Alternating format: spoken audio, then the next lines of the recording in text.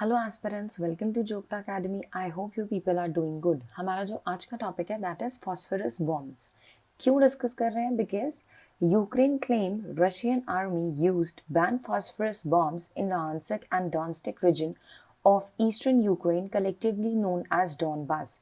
तो क्योंकि जो रशिया है, रशिया की जो आर्मी है, उन्होंने फॉस्फोरस बॉम्ब्स यूज करे हैं which are banned, that is being claimed by Ukraine, that is why these were in news. तो इसके बारे में जानना इंपॉर्टेंट है। फॉस्फोरस बॉम्ब होते क्या है? What are phosphorus bomb? पढ़ते हैं। White phosphorus munitions is a colorless white or yellow waxy solid, does not occur naturally.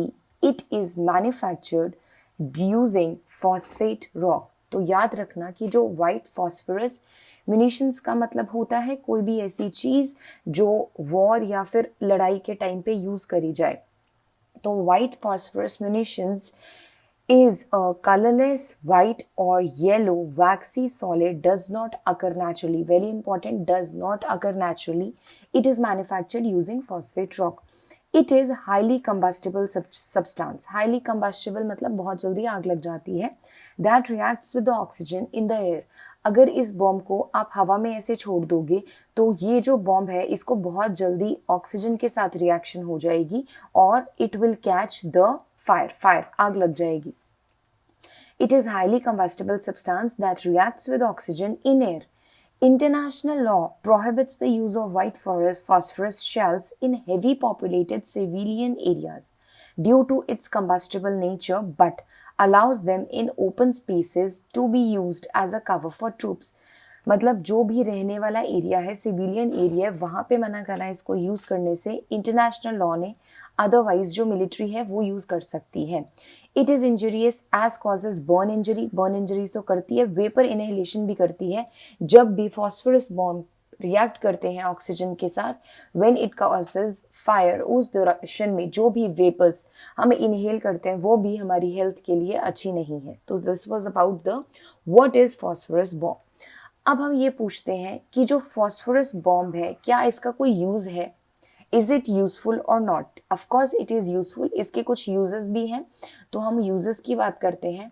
It is used mainly in military, very important, and other application may include as the component in fertilizer, food additives, cleaning compounds. Initially, it was also used as pesticides and fireworks, but many countries have banned its use in several sectors. तो याद रखना है कि इसका military में तो काम है ही है।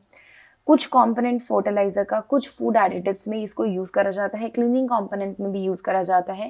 पहले पेस्टिसाइड्स और फायरवर्क्स में यूज करते थे, बट कंट्रीज ने क्या कर दिया, इनको बैन कर दिया था for usages in pesticides and fireworks. अब हम जानते हैं कि केमिकल वेपन होते क्या है।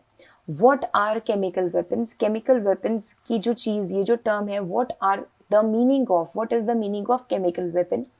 Chemical weapon is a chemical used to cause intentional death or harm.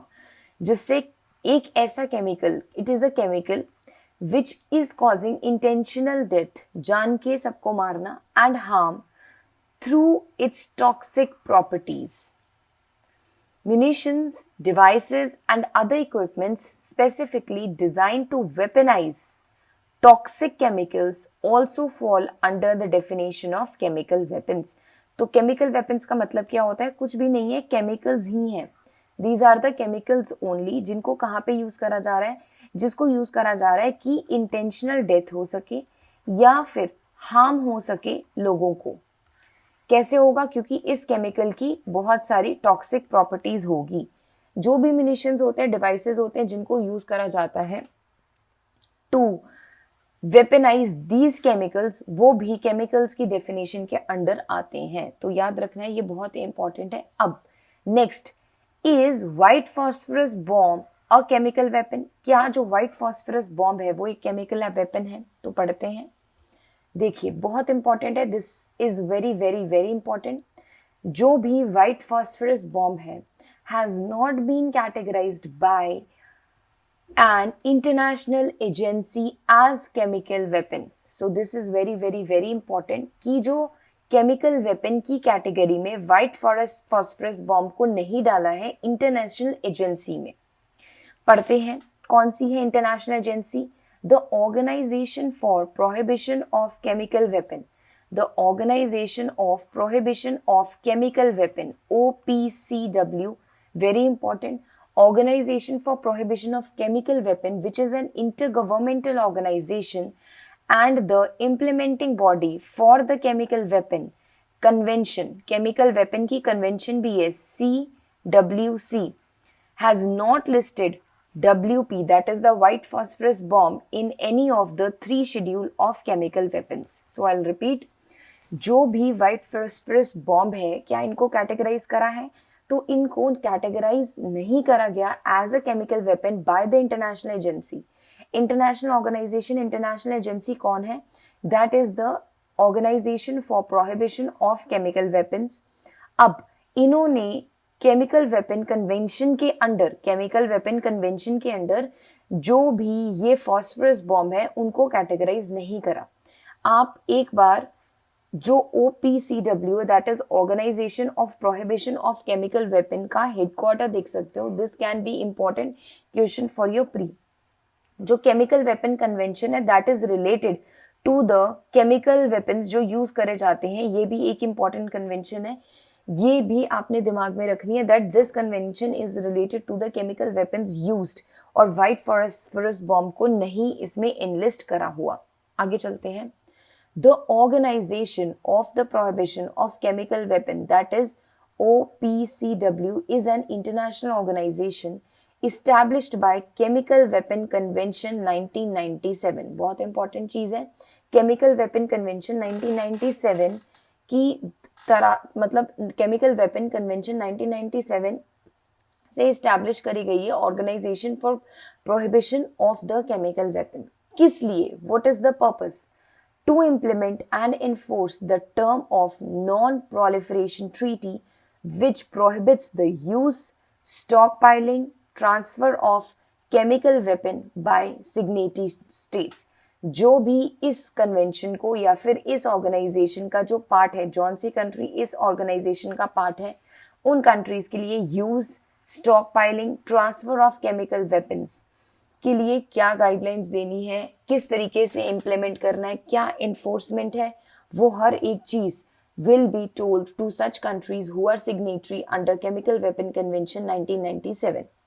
CWC makes it mandatory to destroy old and abandoned chemical weapon। तो याद रखना है जो CWC है उसके लिए मैंडेटरी है कि वो डिस्ट्रॉय करे। CWC ने बनाया है कि कोई भी ऐसा केमिकल वेपन जो मैंडेटरी, जो जरूरत में नहीं है, जो ओल्ड हो चुका है, जो खत्म हो चुका है, उसको डिस्ट्रॉय कर देना है। ठीक है, तो इस चीज को याद रखना है, दिस इज इंपॉर्टेंट। अगला है इंडिया साइंड द ट्रीटी इन जनवरी 1993। याद रखना है India is part of this treaty, part of this agreement, part of this convention, that is chemical weapon convention 2000, which was passed to implement CWC। CWC से पहले the chemical weapon convention act 2000 का था जिसको पास कर दिया गया to implement CWC। तो याद रखना है ये ऑर्गेनाइजेशन किस लिए काम कर रही है, ये ऑर्गेनाइजेशन काम कर रही है जो सिग्नेटरी स्टेट्स हैं वो किस तरीके से इम्प्लीमेंट करे, इन्फोर्स करे usages, stockpiling and transfer of chemical weapons. और दूसरी चीज ये मैंडेटरी है CWC के हिसाब से कि जितने भी पुराने और एबैंडन केमिकल वेपन्स हैं उनको खत्म कर दिया जाए। जो इंडिया है that is signatory to this particular, हम बोल सकते हैं कन्वेंशन। पहले जब साइन करा था it was chemical weapon convention act 2000, but बाद में इसको पास करके क्या बना दिया गया, CWC that is chemical weapon convention. अब कन्वेंशन करती क्या, what does convention do, the development, production, acquisition, stock piling और retention of the chemical weapons. तो केमिकल वेपन्स क्या कर रही है, जो डेवलपमेंट है, प्रोडक्शन है, एक्विजिशन, स्टॉक पाइलिंग और retention of the chemical weapons, वो काम है इसका देखना। ट्रांसफरिंग ऑफ केमिकल वेपन्स, वो काम है इसका देखना। यूजिंग केमिकल वेपन्स, वो काम है इसका देखना। Assisting the other states to indulge in the activities that are prohibited by CWC, बाकी स्टेट्स को असिस्ट करना ताकि इन एक्टिविटीज में इंडल्ज हो and that are prohibited by the CWC। Using riot control devices as warfare method, जो भी right control devices है उनको यूज करना एज अ वॉरफेयर मेथड। तो ये सारे क्या है, कन्वेंशन के काम है कि ये जो कन्वेंशन है वो इन चीजों को ध्यान में रख के चल रही है। So this was about the white phosphorus bombs. आपको पता होना चाहिए व्हाइट फॉस्फोरस बॉम्ब्स क्या होते हैं, वेरी इंपॉर्टेंट। क्या ये एक केमिकल वेपन है? This can also be very important कि क्या ये एक केमिकल वेपन है।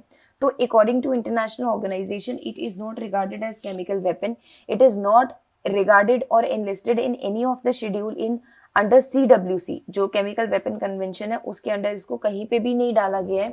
बट दिस इज हार्मफुल, इसको यूज कर सकते हैं, इसको सिविलियन एरिया में यूज नहीं कर सकते बट इसको मिलिट्री यूज कर सकती है। तो this becomes important. So I hope you like the topic. This topic is very important for your GS2 के लिए आपका ये टॉपिक इंपॉर्टेंट हो सकता है, केमिकल वेपन्स का, केमिकल वेपन कन्वेंशन। फॉस्फोरस जो बॉम्ब्स है वो भी आपको पता होना चाहिए क्या है, किस चीज के लिए यूज होते हैं, that is also important for you. So thank you so much, we'll be meeting next time with a new topic.